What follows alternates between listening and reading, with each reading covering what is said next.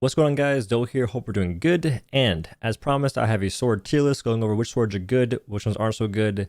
And I was initially going to go over like how to fix them. I might still do that for some of them, but some of them I just don't know what to do to change them to make them better. Like, it's not that simple. Anyway, we get started. The list will go like this. We have legendary, which are weapons that are legendary. You got Torg, Thrax, Malk. They got prismatic slots, and they can use whatever unique effect they want from the corresponding elements of the weapons you can select. Pretty good. We have dummy Thicc Damage, weapons that just deal a lot of freaking damage and are used 90% of the time when you can use them. Used because element advantage. It's weapons you use because elemental advantage for the most part.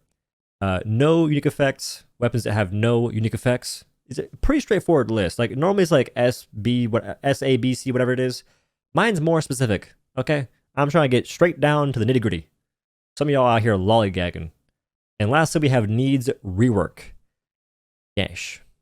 So, to get started, let's go on and go with Valomyr, I guess. So, Valomyr... I probably need like one more list. I need like an A tier. Like, just don't an A tier for no reason. Alright, you know what, Nah, we'll put in needs rework, because the reason I'm saying that, Valomyr weapons have a unique effect that works off of the amount of health you have. Like, the higher it is, the more damage it deals. And it also has Aether Hunter as a cell, as a base stat. Those two things in conjunction with each other just aren't that good.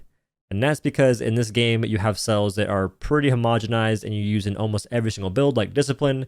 It cuts your health in half, so you're missing a lot of extra potential to make this weapon stronger. That's just the way it goes. So for that reason, I would say it needs a rework. Gnasher Sword. Am I blocking that? No, I'm not. I'm freaking goated, dude. Gnasher Sword has no unique effect, but it's also not bad. So even though a weapon might not have unique effect, I'll edit this. No unique effect, but P good. P decent. That sounds strange.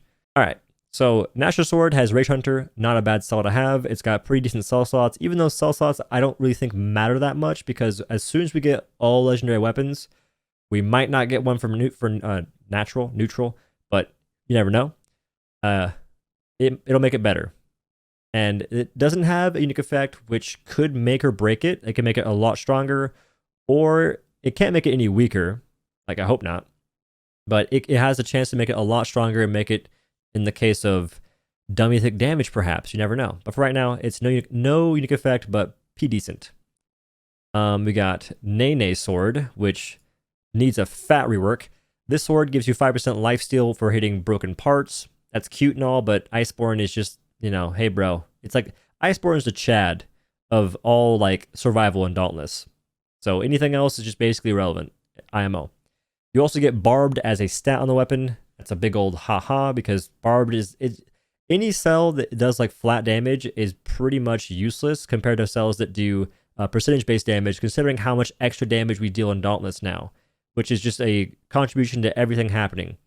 Like nothing in particular is making us that much stronger, but everything in conjunction with each other is making us a bit stronger. That's just how it goes. Shrike Sword is a big old haha. Yeah, it needs a rework. So, Shrike Sword, you deal 100 extra part damage and real damage after dodging for the unique effect, and you also get 2 mobility slots on a neutral weapon. And you get a mobility slot for the stat. I forget which one. What? Who's using that? Who's using that unironically? I get there were like some meme builds you could use, some good old memes. Yeah, memes. You could use with like reactive hilt, kinda. But even then, like, I don't see it. So yeah, it's a young rework right there, bud. We have Kharabak. It's all right. So Kharabak Sword, you got Blade Storm as a stat, and you get something else. You get a technique cell and a utility slot for the weapon itself. Not terrible, but also not amazing. So it's decent. And a unique effect, I don't know what it could be. Maybe you cause, oh dude, you cause bees. Easy clap. Easy clap. I'm so good. Hire me. You create a swarm of bees that mess up a behemoth, and they can't attack you until they hit off the bees. Bro, hire me. I make balanced things, I promise. Embermane Sword. This It doesn't need a rework though. Oh my gosh. All right, just imagine another category. You know what? Matter of fact, meh. Make it pink. All right, we're cracked. Okay. This is going to be meh. The Embermane Sword is meh because it gives you, on the 6th hit, 250% extra part damage. You don't need that in any, like, you just don't need that. It's not necessary.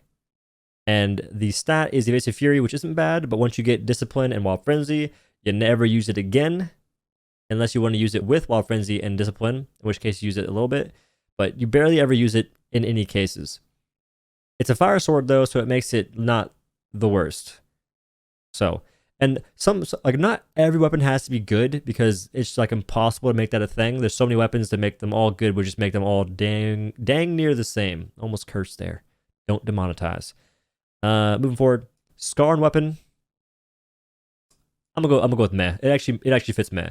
So Skarn weapons have this thing where after dealing damage based on damage dealt, you have a chance to generate a 40 health shield that can stack and refresh. That's not bad, but it's based on damage dealt. The sword does not deal that much damage. And even before, when it dealt more damage, it still wasn't that good because the sword itself does not deal that much damage. Now, it's pretty cool to use with like Ardent Cyclone, but I digress.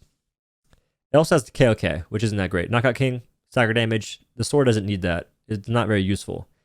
Rezakiri Sword, used because elemental advantage. What does that mean? Well, when you're fighting a behemoth, you would use Rezakiri Sword. You can use it whenever you want, but like the reasons that players would use this aside from other stronger weapons is because of an elemental advantage in, let's say, trials.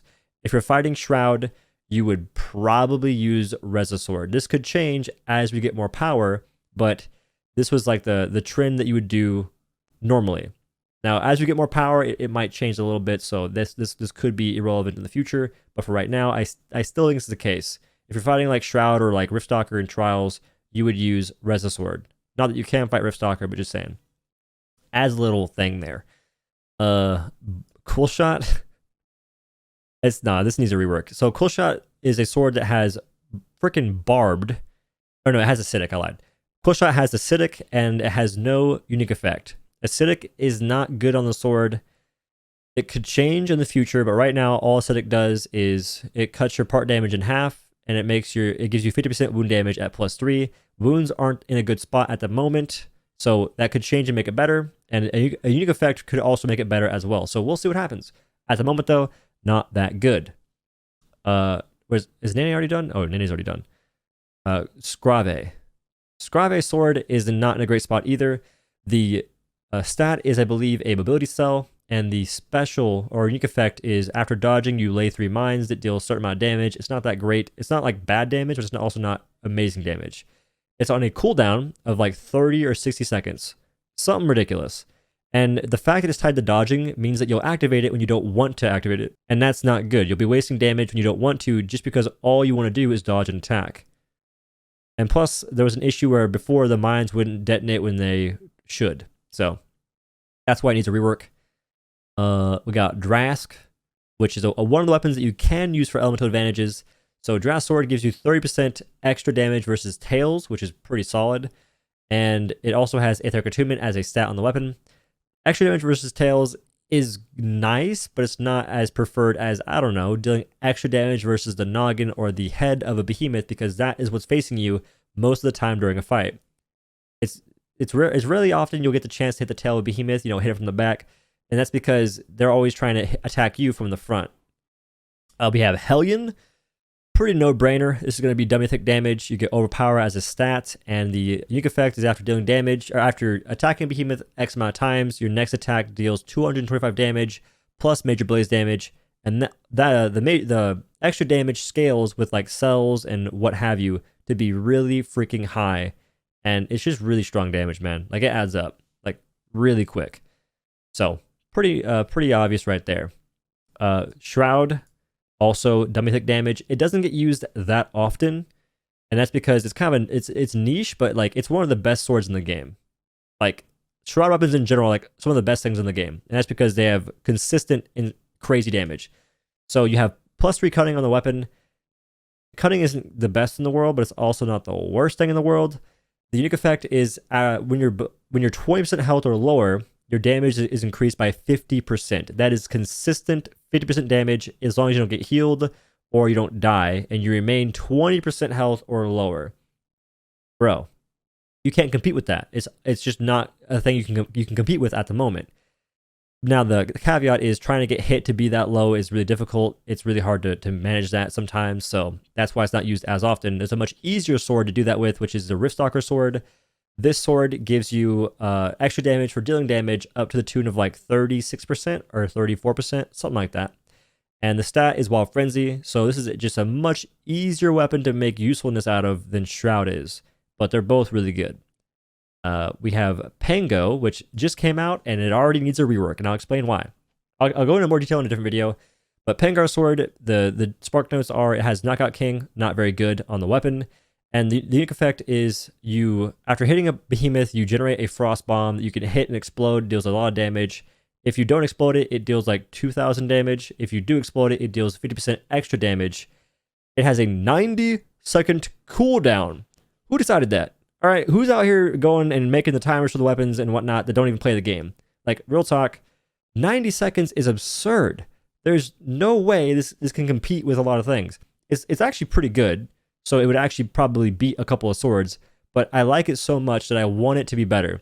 So if I had to put it in a spot, I would put it like above no unique effects, but pretty decent. But I like it a lot, and I want it to be better. Not the best, just better. That's all I want. Like 90 seconds is ridiculous. Anyway, moving forward, what is this? Koshai? Koshai goes into meh. Actually, Koshai goes into... Where to go? Use because of elemental advantage, I think. Yeah. Right? Yeah. Right? Yeah. Okay.